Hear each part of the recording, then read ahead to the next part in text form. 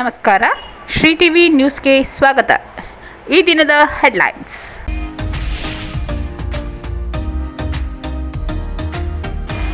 ಬಿಡದಿ ಭೂಸ್ವಾಧೀನ ವಿರೋಧಿಸಿ ಚಾಮರಾಜನಗರದಲ್ಲಿ ರೈತರ ಪ್ರತಿಭಟನೆ. ಪೊಲೀಸ್ ಲಾಠಿ ಚಾರ್ಜ್ ಖಂಡನೆ. ಭೂಸ್ವಾಧೀನ ಕೈಬಿಡುವಂತೆ ಆಗ್ರಹ. ಕುಡಿಯುವ ನೀರಿನ ಸಮಸ್ಯೆ ಪರಿಹರಿಸುವಂತೆ ಆಗ್ರಹಿಸಿ ದೊಡ್ಡಲತ್ತೂರಿನಲ್ಲಿ ಪ್ರತಿಭಟನೆ. ಎಚ್ಚರಿಕೆ.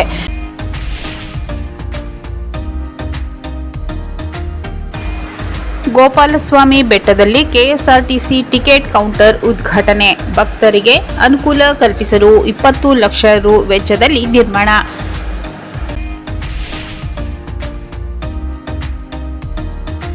ಭೀಮನಬೀಡು ಗ್ರಾಮದಲ್ಲಿ ವಿಜೃಂಭಣೆಯಿಂದ ಜರುಗಿದ ಬಾಣಂತಿ ಮಾರಮ್ಮ ಜಾತ್ರಾ ಮಹೋತ್ಸವ.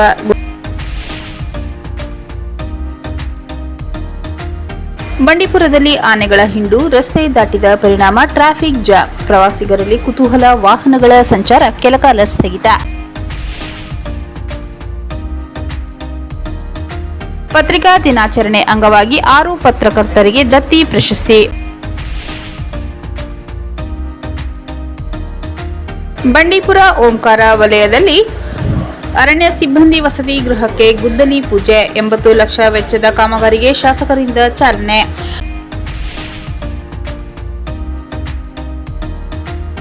ಸಂತೆಮರಳಿ ನಾಡಕಚೇರಿ ಬಳಿ ಇರುವ ಮನೆಯೊಂದರ ವಯೋವೃದ್ಧ ವ್ಯಕ್ತಿಗೆ ಶ್ರವಣ ಯಂತ್ರ ವಿತರಣೆ.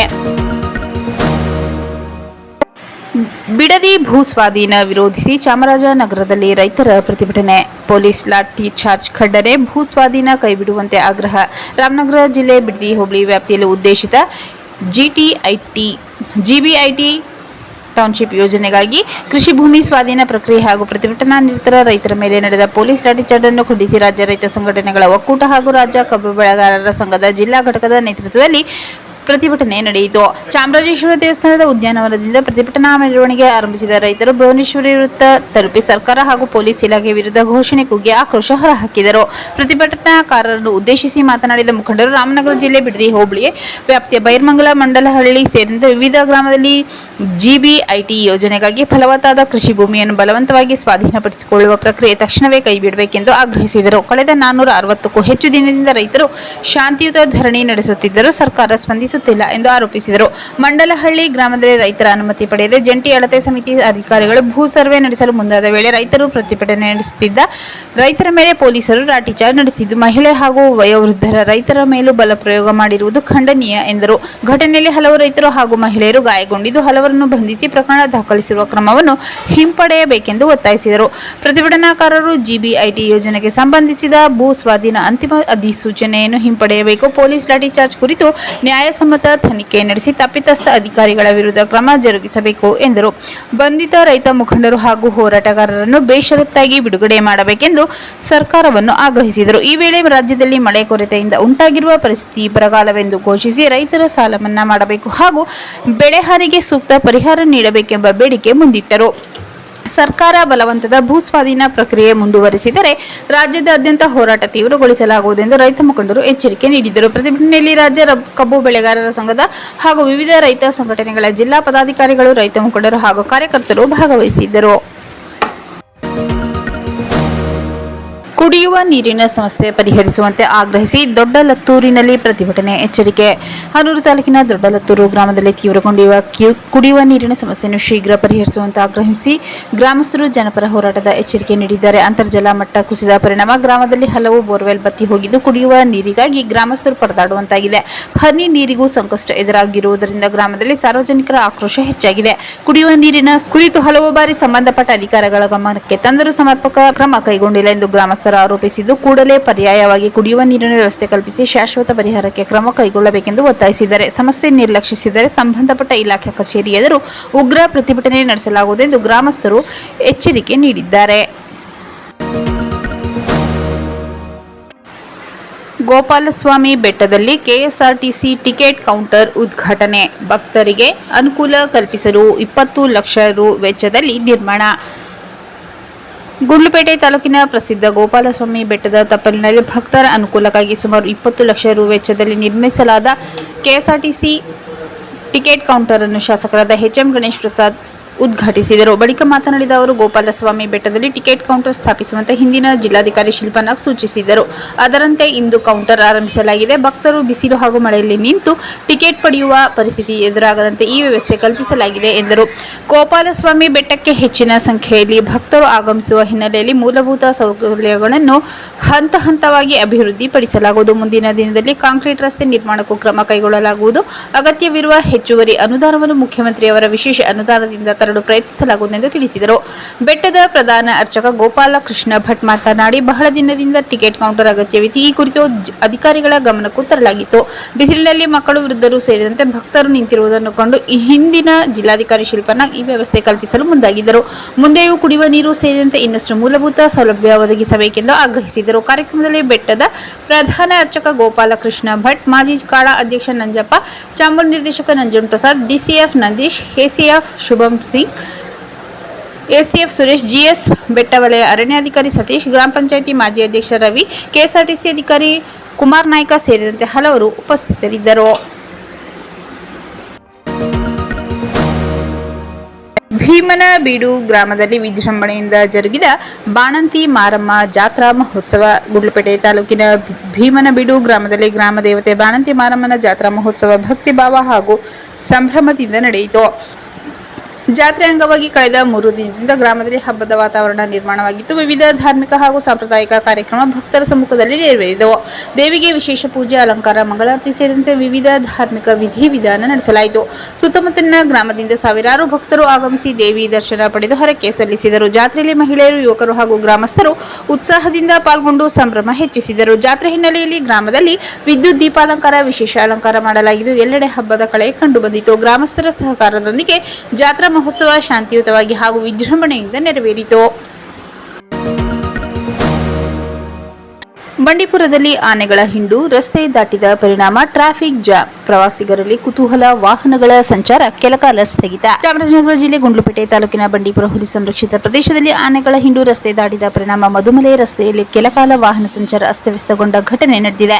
ಬಂಡೀಪುರದಿಂದ ಮಧುಮಲೆ ಕಡೆಗೆ ಸಾಗುವ ರಾಷ್ಟ್ರೀಯ ಹೆದ್ದಾರಿಯಲ್ಲಿ ಆನೆಗಳ ಕುಟುಂಬ ರಸ್ತೆ ದಾಟುತ್ತಿದ್ದ ಹಿನ್ನೆಲೆಯಲ್ಲಿ ಸುರಕ್ಷತೆಯ ದೃಷ್ಟಿಯಿಂದ ವಾಹನವನ್ನು ತಾತ್ಕಾಲಿಕವಾಗಿ ನಿಲ್ಲಿಸಲಾಯಿತು. ಇದರಿಂದ ರಸ್ತೆ ಎರಡೂ ಬದಿಯಲ್ಲಿ ವಾಹನ ಸಾಲುಗಟ್ಟಿ ನಿಂತು ಕೆಲಕಾಲ ಟ್ರಾಫಿಕ್ ಜಾಮ್ ಉಂಟಾಯಿತು. ಆನೆಗಳು ಸುರಕ್ಷಿತವಾಗಿ ರಸ್ತೆ ದಾಟಿದ ಬಳಿಕ ಅರಣ್ಯ ಸಿಬ್ಬಂದಿ ವಾಹನ ಸಂಚಾರಕ್ಕೆ ಅವಕಾಶ ಮಾಡಿಕೊಟ್ಟರು. ಈ ವೇಳೆ ಹಲವಾರು ಪ್ರವಾಸಿಗರು ಆನೆಗಳ ನಡಿಗೆಯನ್ನು ತಮ್ಮ ಮೊಬೈಲ್ನಲ್ಲಿ ಸೆರೆ ಹಿಡಿದು ಸಂಭ್ರಮಿಸಿದರು. ಅರಣ್ಯ ಪ್ರದೇಶದಲ್ಲಿ ಸಂಚರಿಸುವ ವಾಹನ ಸವಾರರು ವೇಗದ ಮಿತಿ ಪಾಲಿಸಿ ವನ್ಯಜೀವಿಗಳು ರಸ್ತೆ ದಾಟುವ ಸಂದರ್ಭದಲ್ಲಿ ತಾಳ್ಮೆಯಿಂದ ಸಹಕರಿಸುವಂತೆ ಅರಣ್ಯ ಇಲಾಖೆ ಮನವಿ ಮಾಡಿದೆ. ಪತ್ರಿಕಾ ದಿನಾಚರಣೆ ಅಂಗವಾಗಿ 6 ಪತ್ರಕರ್ತರಿಗೆ ದತ್ತಿ ಪ್ರಶಸ್ತಿ. ಪತ್ರಿಕಾ ದಿನಾಚರಣೆ ಅಂಗವಾಗಿ ಜಿಲ್ಲಾ ಕಾರ್ಯನಿರತ ಪತ್ರಕರ್ತರ ಸಂಘದಿಂದ ಸ್ಥಾಪಿಸಲಾಗಿರುವ ವಿವಿಧ ದತ್ತಿ ಪ್ರಶಸ್ತಿಗಳಿಗೆ ಜಿಲ್ಲೆಯ 6 ಪತ್ರಕರ್ತರನ್ನು ಆಯ್ಕೆ ಮಾಡಲಾಗಿದೆ. ಜುಲೈ 19ರಂದು ನಗರದ ವರ್ತಕರ ಭವನದಲ್ಲಿ ನಡೆಯಲಿರುವ ಪತ್ರಿಕಾ ದಿನಾಚರಣೆ ಸಮಾರಂಭದಲ್ಲಿ ಪ್ರಶಸ್ತಿಯನ್ನು ಪ್ರದಾನ ಮಾಡಲಾಗುವುದು. ಪತ್ರಿಕೋದ್ಯಮದ ಕ್ಷೇತ್ರದಲ್ಲಿ ಸಲ್ಲಿಸಿರುವ ಅತ್ಯುತ್ತಮ ಸೇವೆಯನ್ನು ಪರಿಗಣಿಸಿ ವಿವಿಧ ದತ್ತಿ ಪ್ರಶಸ್ತಿಗಳಿಗೆ ಪತ್ರಕರ್ತರನ್ನು ಆಯ್ಕೆ ಮಾಡಲಾಗಿದೆ. ಕೊಳ್ಳೇಗಾಲ ಮೀಸಲು ವಿಧಾನಸಭಾ ಕ್ಷೇತ್ರದ ಶಾಸಕರಾದ ಎಆರ್ ಕೃಷ್ಣಮೂರ್ತಿ ಅವರು ತಮ್ಮ ತಂದೆ ತಾಯಿ ಹೆಸರಿನಲ್ಲಿ ಸ್ಥಾಪಿಸಿರುವ ಶ್ರೀಮತಿ ಗೌರಮ್ಮ ಬೀರಾಚಯ್ಯ ದತ್ತಿ ಪ್ರಶಸ್ತಿಗೆ ಸುದ್ದಿ ಸಂಜೆ ಪತ್ರಿಕೆ ವರದಿಗಾರ ಎಂ ಬಸವರಾಜ್ ಆಯ್ಕೆಯಾಗಿದ್ದಾರೆ. ಕೊಳ್ಳೇಗಾಲ ಮಾನಸ ಶಿಕ್ಷಣ ಸಂಸ್ಥೆ ಕಾರ್ಯದರ್ಶಿ ಡಾಕ್ಟರ್ ದತ್ತೇಶ್ ಕುಮಾರ್ ಅವರು ತಮ್ಮ ತಂದೆ ತಾಯಿಯವರ ಹೆಸರಿನಲ್ಲಿ ಸ್ಥಾಪಿಸಿರುವ ಲಿಂಗಮ್ಮ ಆರ್ ಸಿದ್ದೇಗೌಡ ದತ್ತಿ ಪ್ರಶಸ್ತಿಗೆ ಹನ್ನೂರು ತಾಲೂಕಿನ ಆಂದೋಲನ ಪತ್ರಿಕೆ ವರದಿಗಾರ ಎಂ ಮಹದೇಶ್ ಆಯ್ಕೆಯಾಗಿದ್ದಾರೆ.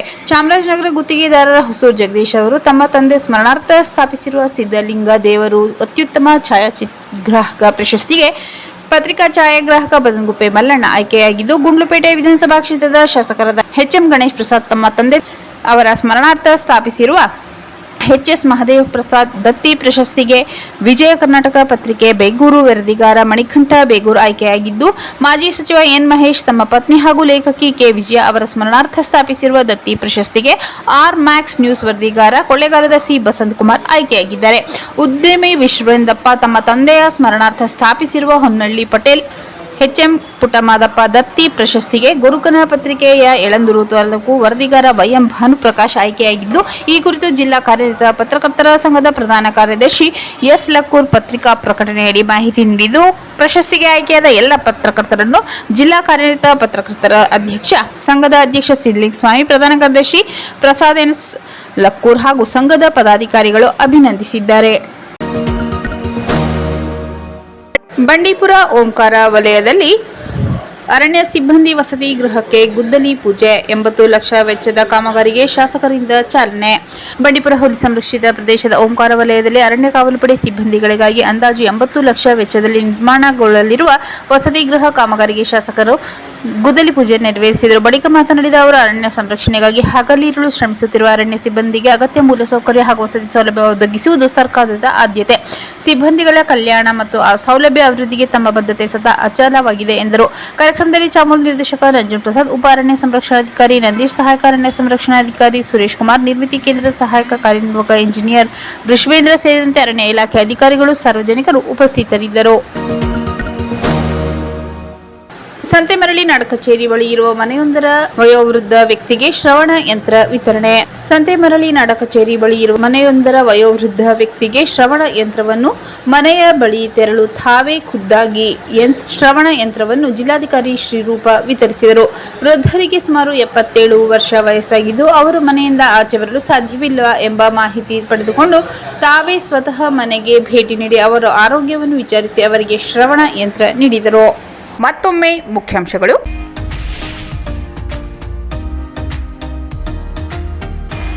ಬಿಡದಿ ಭೂ ಸ್ವಾಧೀನ ವಿರೋಧಿಸಿ ಚಾಮರಾಜನಗರದಲ್ಲಿ ರೈತರ ಪ್ರತಿಭಟನೆ. ಪೊಲೀಸ್ ಲಾಠಿ ಚಾರ್ಜ್ ಖಂಡನೆ. ಭೂ ಸ್ವಾಧೀನ ಕೈಬಿಡುವಂತೆ ಆಗ್ರಹ. ಕುಡಿಯುವ ನೀರಿನ ಸಮಸ್ಯೆ ಪರಿಹರಿಸುವಂತೆ ಆಗ್ರಹಿಸಿ ದೊಡ್ಡಲತ್ತೂರಿನಲ್ಲಿ ಪ್ರತಿಭಟನೆ. ಎಚ್ಚರಿಕೆ.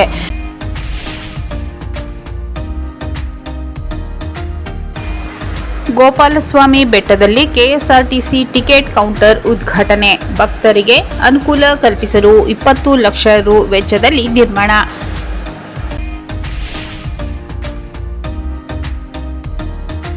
ಭೀಮನಬೀಡು ಗ್ರಾಮದಲ್ಲಿ ವಿಜೃಂಭಣೆಯಿಂದ ಜರುಗಿದ ಬಾಣಂತಿ ಮಾರಮ್ಮ ಜಾತ್ರಾ ಮಹೋತ್ಸವ.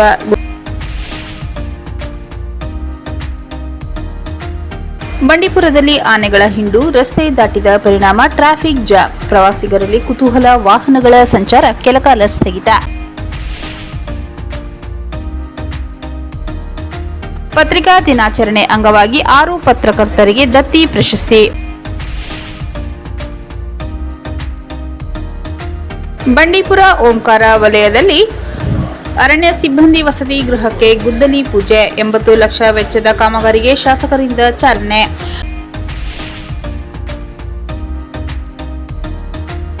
ಸಂತೆಮರಳಿ ನಾಡಕಚೇರಿ ಬಳಿ ಇರುವ ಮನೆಯೊಂದರ ವಯೋವೃದ್ಧ ವ್ಯಕ್ತಿಗೆ ಶ್ರವಣ ಯಂತ್ರ ವಿತರಣೆ.